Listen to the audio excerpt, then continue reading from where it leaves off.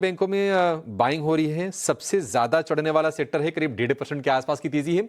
और थोड़ी थोड़ी बाइंग हम देख रहे हैं कि फार्मा में हो रही है। मतलब आज दिग्गजों का मूव बाजार में नहीं है। स्मॉल कैप में बाइंग हो रही है। लगातार 7 सत्र में इंडेक्स चढ़ता हुआ आपको दिखाई देगा और आज 0.25% के आसपास की मजबूती पर कारोबार हो रहा है।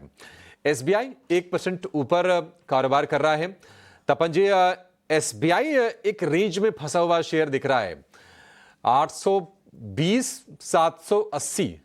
एसबीआई को मान लीजिए किसी को अगर खरीदना हो निवेश के लिए तो आपके हिसाब से सबसे बढ़िया प्राइस कौन सा होगा?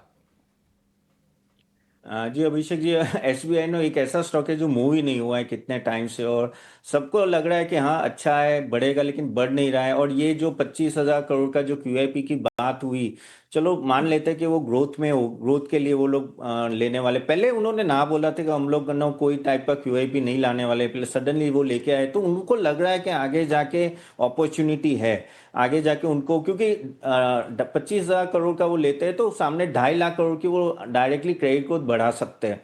तो ऑफकोर्स ये रेंज में है तो थोड़ा टाइम लगेगा, लेकिन यहाँ से और यहाँ से 10% नीचे भी आई थिंक ये बहुत ही अच्छा वैल्यू पिक है एसबीआई बाय करने के लिए, क्योंकि ये जो रेपो रेट कट हुआ है तो क्रेडिट ग्रोथ बढ़ेगा, इनका पीएसयू का खास बढ़ता है, क्योंकि उनके जो रेट्स होते हैं ना वो जल्दी नीचे आते हैं इनका। और कस्टमर भी अभी भी एसबीआई पे काफ़ी कह सकते डिपेंडेंट है, और या तो कैसे भरोसा करते हैं। तो क्रेडिट कोड मुझे यहाँ से कंपनी का अच्छा लग रहा है, बैंक का अच्छा लग रहा है, एनपीए भी कंट्रोल में है। और ये जो ग्रोथ कैपिटल की बात करें क्यूआईपी, वो भी अगर ट्रिगर हो गया 2-3 महीने में तो हाँ थोड़ा सप्लाई आएगा, लेकिन लॉन्ग टर्म के लिए मुझे लग रहा है कि ये अच्छा लेवल है। यहाँ से 10% मिले तो और अच्छा है नीचे।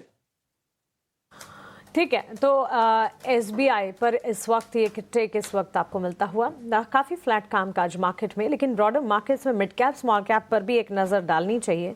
बेंचमार्क्स आज एक रेंज में ही कामकाज कर रहे हैं, लेकिन मिड कैप की तस्वीर एक बार ज़रा देखें।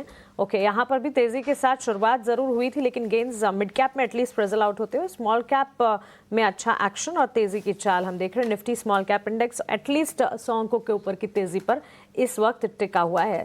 स्मॉल कैप प्लेयर्स की ही अगर बात करें और चुनिंदा स्टॉक्स, हिंदुस्तान कॉपर जिसका अभी हमने जिक्र किया, यहाँ पर अच्छा खासा एक्शन है। एक्सचेंज एंसिलरी वाले काउंटर्स पर नज़र होनी चाहिए। Camps, BSE limited, angel one, ये सारे स्टॉक्स में एक अच्छा एक्शन देखने को मिला है। बीएसई लिमिटेड में गेंस फ्रिजल आउट हुए हैं, वो अब भी वैसे के वैसे हैं, लेकिन कैम्प्स के स्टॉक प्राइस में करीब 1.5-2% की तेजी। एंजल वन में हम देख रहे हैं ऑलमोस्ट 1.5% का इजाफा। ये एक्सचेंज एंसिलरीज पर आपकी राय? और बीएसई लिमिटेड तो वैसे अब हम देख ही रहे हैं गेंस लगातार फ्रिजल आउट होता हुआ। पंप एंड डंप वाली बातचीत बीएसई लिमिटेड के लिए अब होती हुई, तपन आपका टेक क्या होगा 2768 के लिए? वेल, बीएसई लिमिटेड आपको, जब ये एचडीएफसी फाइनेंशियल्स का जो आईपीओ आया था, आपको पता है ग्रे मार्केट प्रीमियम में नो जो चल रहा था उससे अनलिस्टेड शेयर्स में जो बिक वाली होती है उसके 40% डिस्काउंट में आईपीओ का बैंड आया।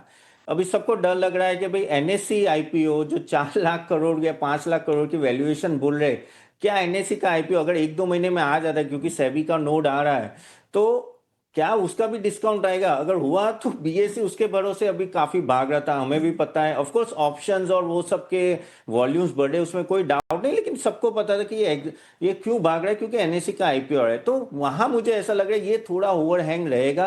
अगर एनएससी का आईपीओ अगर थोड़ा अंडर कहते हैं ना नीचे आएगा, तो प्राइस में नीचे आएगा, तो बीएससी के शेयर में भी इंपैक्ट है, जो मुझे लग रहा है होगा शायद ऐसा, क्योंकि एचडीएफसी का उस तरह था।